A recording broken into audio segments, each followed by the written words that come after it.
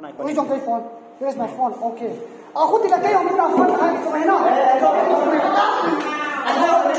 Phone kan sisuri apa? Phone kan sisuri. Anda boleh tu ada sisuri nak ada. Yo tu cuma minat kena nak tahu le phone mana. Phone mana aku tak tahu tak phone ko tahu. Eja tu na ye, tu na phone sakal le kena le.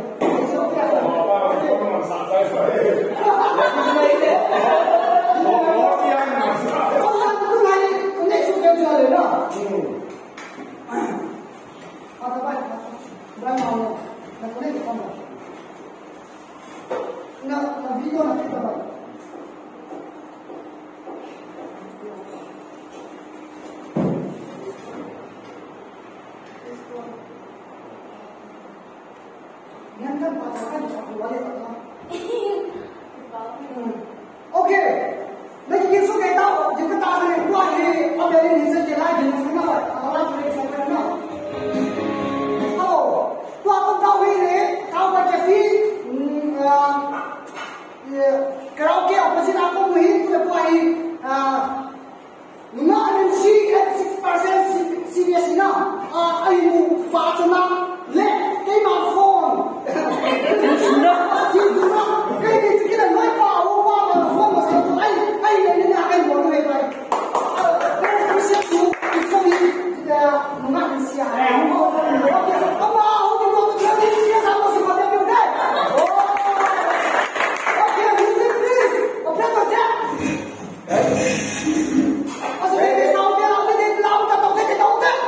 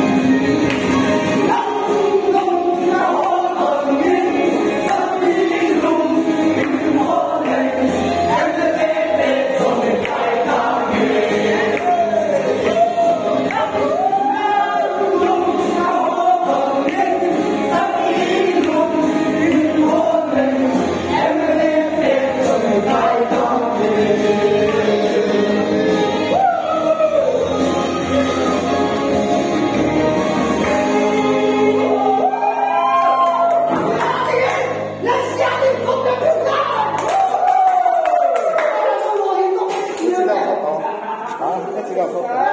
Kenal dong. Next.